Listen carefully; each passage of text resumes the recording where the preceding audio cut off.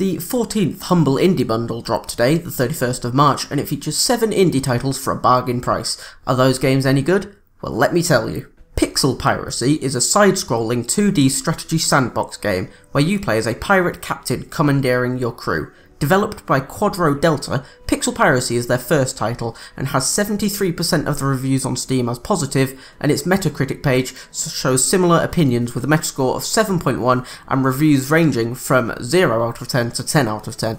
The common theme seems to be the nice graphics and cutesy pixel art style, however multiple reviews mention game-breaking bugs. One of the developers is one of the main guys that worked on Terraria, and it's a unanimous opinion that Terraria is a much stronger game. Piracy seems worth a try if you pick up the bundle because of some of the other titles, but not worth picking up solely for Piracy.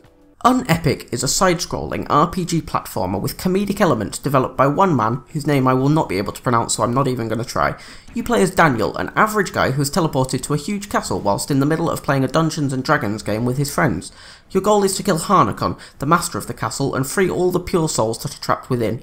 Delqhic has a fantastic reception on Steam, with 96% of the over 2,500 user reviews positive and an 8.3 user score on Metacritic. However, among the critic reviews, it only has a 6.8 Metascore. The consensus appears to be the humorous dialogue is what sets it apart from other games of a similar nature, as the gameplay concept itself is fairly unoriginal. It's also a fairly large game, with one user stating he spent over 200 hours in the game so far. A solid title which usually sits at $12.99 on Steam, so if you're looking for a decent side-scroller which doesn't take itself too seriously, Delqhic is a valid choice. Splatters is a very light-hearted and fun casual puzzle game developed by Spiky Snail, the only game from them to date. You control a bunch of semi-suicidal splatters, which are simply colourful blobs of goo with eyes. Your goal is simply to perform the most impressive tricks and stunts you possibly can to achieve a high score and progress on to the next level. With only 37 reviews on Steam, but 91% of them positive and a Metascore of 73, Splatter's strong point appears to be how rewarding it is to pull off some sweet freestyle moves rather than its emotional story. It's very much a game that's easy to pick up and slightly harder to put down. If you're looking for a fun puzzle game without too much difficulty, Splatters isn't a bad choice. The 3 aforementioned games are available for however much you think they're worth, however a minimum of $1 is required to receive Steam keys. Outlast is a first-person survival horror developed by Red Barrels, and again their only title. You play as Miles Upshaw, an investigative journalist in Colorado who's taken an interest in Mount Massive Asylum. You're acting on behalf of an anonymous tip-off that something is amiss in Mount Massive, and once inside you realise the tip-off is undoubtedly correct. Your job is to figure out what's going on and escape through stealth and parkour-based gameplay. Outlast has phenomenal reviews on Steam, with 97% of the nearly 15,000 reviews being positive. It has a Metascore of 80 out of 100, and the popular opinion is that Outlast is one of the best horror games to release as of late.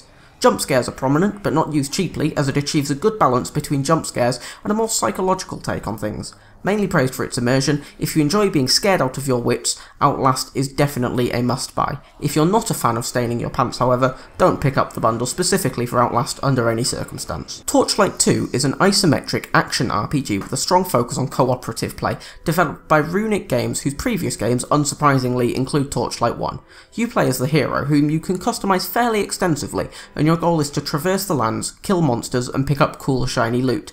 It's very similar to the previous game in the series, and keeps everything that made Torchlight 1 great while adding in requested features by the community. Widely considered to be better than the first, Torchlight 2 is an easy game to get into and doesn't require any skill whatsoever with the genre prior to jumping in.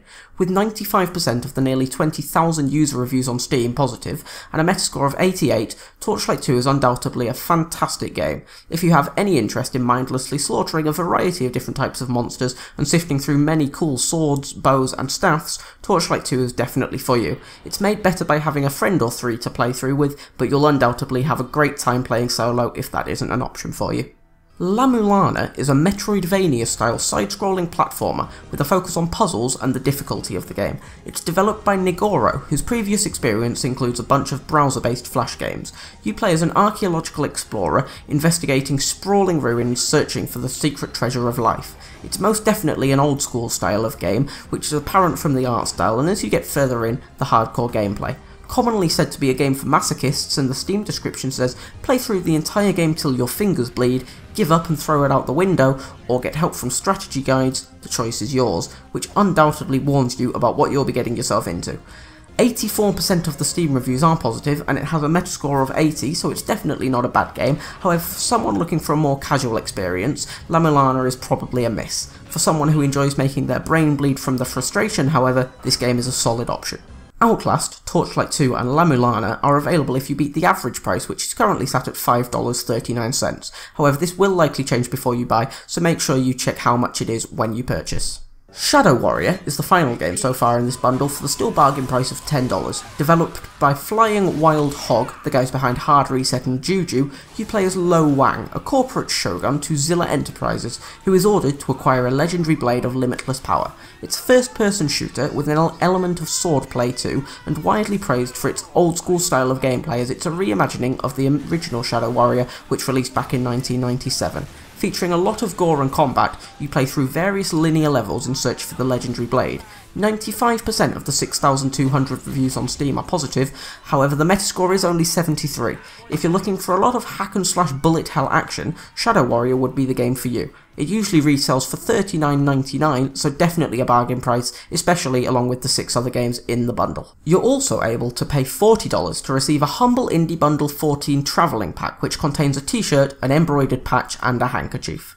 Overall, the Humble Indie Bundle 14 is a very strong bundle with something for everyone. Whether you want to pay $10 for Shadow Warrior and have no interest in the other games, or you're only interested in the light-hearted Pixel Piracy and Super Splatters for $1, this bundle is definitely not one to miss out on.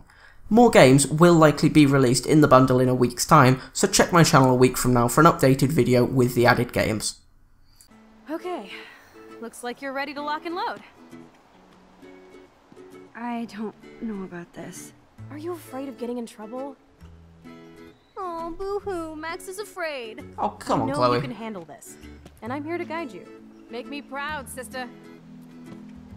Oh no, it's this fucking guy. Oh no, oh no. It's Thelma and Louise. Or is it Bonnie and Clyde? Excuse us, Frank. Oh, sorry, Chloe. Don't let me get in the way of your bonding. I heard the gunshots and the breaking glass. It's cute that you're playing with guns. Just like me at your age. We're not anything alike.